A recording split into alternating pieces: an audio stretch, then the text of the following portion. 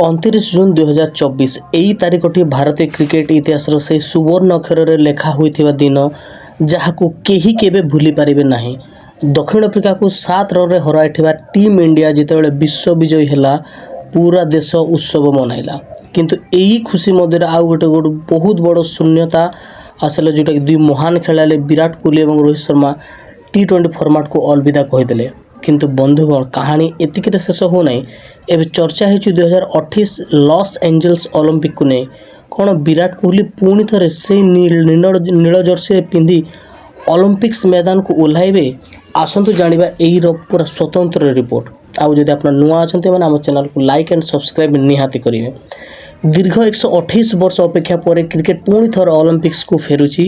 ଶେଷ ଥର ପାଇଁ 1900 ପ୍ୟାରିସ୍ ଅଲିମ୍ପିକ୍ସରେ କ୍ରିକେଟ ଖେଳାଯାଇଥିଲା। ସେବେଠାରୁ ଏହି ଖେଳ ଦୁନିଆର ସବୁଠାରୁ ବଡ଼ କ୍ରୀଡ଼ା ମହୋତ୍ସବରୁ ଦୂରେଇ ରହିଥିଲା। କିନ୍ତୁ 2028 ଲସ୍ ଏଞ୍ଜେଲସ୍ ଅଲିମ୍ପିକ୍ କମିଟି ଏକ ଐତିହାସିକ ନିଷ୍ପତ୍ତି ନେଇଛି। କ୍ରିକେଟ T20 ଫର୍ମାଟରେ ସାମିଲ କରାଯାଇଛି। ଆଉ ସବୁଠାରୁ ଆଶ୍ଚର୍ଯ୍ୟଜନକ କଥା ହେଉଛି କ୍ରିକେଟ ଅଲିମ୍ପିକ୍ସରେ ସାମିଲ କରିବାର ପଛର ଜଣେ ବ୍ୟକ୍ତିଙ୍କର ନାଁ ସବୁଠାରେ ଚର୍ଚ୍ଚାରେ ରହିଛି। ସେ ହେଉଛନ୍ତି କିଙ୍ଗ କୋହଲି, ଦ ବିରାଟ କୋହଲି। ଅଲିମ୍ପିକ୍ସ କମିଟିର ସ୍ପୋର୍ଟସ ଡାଇରେକ୍ଟର୍ସ ନିକୋଲା କ୍ୟାମ୍ପ୍ରିଆନି କହିଛନ୍ତି ଯେ ବିରାଟ କୋହଲି ଗୋଟେ ବିଶ୍ୱବ୍ୟାପୀ ଲୋକପ୍ରିୟତା ଏବଂ ତାଙ୍କର ପ୍ରତିଭା କ୍ରିକେଟକୁ ଅଲିମ୍ପିକ୍ସରେ ସ୍ଥାନ ଦେବାର ଏକ ମୁଖ୍ୟ କାରଣ। ବିରାଟଙ୍କର ସୋସିଆଲ ମିଡ଼ିଆ ଫଲୋଅର୍ସ ଏବଂ ତାଙ୍କ ଖେଳ ଶୈଳୀରେ କେବଳ ଭାରତ ନୁହେଁ ବରଂ ଆମେରିକା ପରି ବଡ଼ ବଜାରରେ ମଧ୍ୟ କ୍ରିକେଟର କ୍ରେଜ୍ ବଢ଼ାଇବାରେ ସାହାଯ୍ୟ କରିଛି। ଏବେ ପ୍ରଶ୍ନ ଉଠୁଛି ଯେ ଯଦି ବିରାଟ କୋହଲିଙ୍କ ପାଇଁ କ୍ରିକେଟ ଅଲିମ୍ପିକ୍ସକୁ ଆସୁଛି ତେବେ ବିରାଟ ନିଜେ ସେଥିରେ ଖେଳିବେ ତ ନା କ'ଣ? ଏଭଳିଆ ବହୁତ କ୍ୱେଶ୍ଚନ୍ସ ଅଛି। ବିରାଟ କୋହଲିଙ୍କୁ ଯେତେବେଳେ ଏହି ବିଷୟରେ ପଚରାଗଲା ତାଙ୍କ ଉତ୍ତର ସମସ୍ତଙ୍କୁ ଉତ୍ସାହ ପୁରା ବଢ଼ାଇ ଦେଇଥିଲା। ବିରାଟ କହିଛନ୍ତି ଅଲିମ୍ପିକ୍ସରେ ଖେଳିବା ପାଇଁ ଏବଂ ନିଜ ଦେଶର ପ୍ରତିନିଧିତ୍ୱ କରିବା ଏକ ଅତ୍ୟନ୍ତ ଏବଂ ସ୍ୱତନ୍ତ୍ର ଅନୁଭୂତି ହେବ। ଯଦିଓ ସେ T20 ଅବସରରୁ ନେଇଛନ୍ତି କିନ୍ତୁ ଅଲିମ୍ପିକ୍ସ ପାଇଁ ସେ ପୁଣି ଥରେ ଫର୍ମାଟକୁ ଫେରିବେ କି ନାହିଁ ସେ ନେଇ କୌଣସି ସ୍ପଷ୍ଟ ସୂଚନା ଦେଇନାହାନ୍ତି। କିନ୍ତୁ କ୍ରିକେଟ ପ୍ରେମୀମାନଙ୍କୁ ଜାଣନ୍ତି ଯେ ବିରାଟଙ୍କ ଫିଟନେସ୍ ଯାହା 2028 ପର୍ଯ୍ୟନ୍ତ ସେ ନିଜକୁ ପ୍ରସ୍ତୁତ ରଖିବା କୌଣସି ଅସମ୍ଭବ କଥା ନୁହେଁ ଯେମିତି IPLରେ ଏବେ ପରଫର୍ମାନ୍ସ କରୁଛନ୍ତି।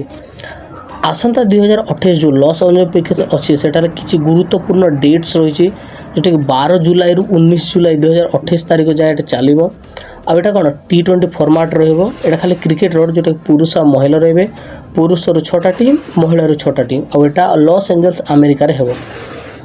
ଏହା କୌଣସି ସାଧାରଣ ଟୁର୍ଣ୍ଣାମେଣ୍ଟ ନୁହେଁ। ଏହା ହେଉଛି ଅଲିମ୍ପିକ୍ସ ସୁନା ପଦକ ପାଇଁ ଲଢ଼େଇ।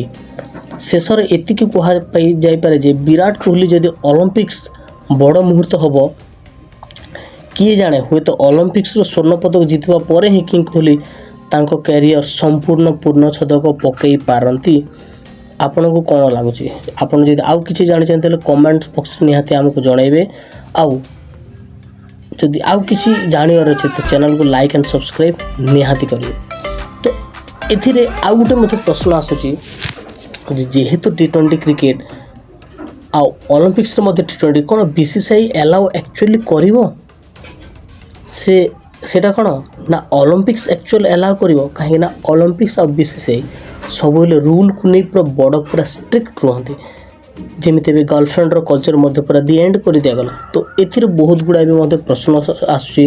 ଆଉ BCCI ଏବେ ଯାଏଁ କିଛି ବି କନଫେସେସନରେ ଏବେ ଯାଏଁ କିଛି କହିନି। ତ କୁହାଯାଇପାରିବନି ଯେ ଆଗକୁ କ'ଣ ହେବ। କିନ୍ତୁ ଆଶା ଅଛି ଯେ ଆଗକୁ ବିରାଟ କୋହଲି ଆଉ ଯେଉଁ ରୋହିତ ଶର୍ମା ଖେଳିପାରନ୍ତି। କିନ୍ତୁ 100% କନଫର୍ମେସନ୍ ନାହିଁ। ଯଦି ସେମାନେ ରୁଲ୍ ହିସାବରେ ଯିବେ ସେମାନଙ୍କୁ ବନ୍ଦ କରିବାକୁ ପଡ଼ିବ। ଆଜି ପାଇଁ ଏତିକି। ଆଗକୁ ଜାଣିବାକୁ ଚ୍ୟାନେଲକୁ ଲାଇକ୍ ଆଣ୍ଡ ସବସ୍କ୍ରାଇବ୍ ନିହାତି କରିବେ। ଧନ୍ୟବାଦ।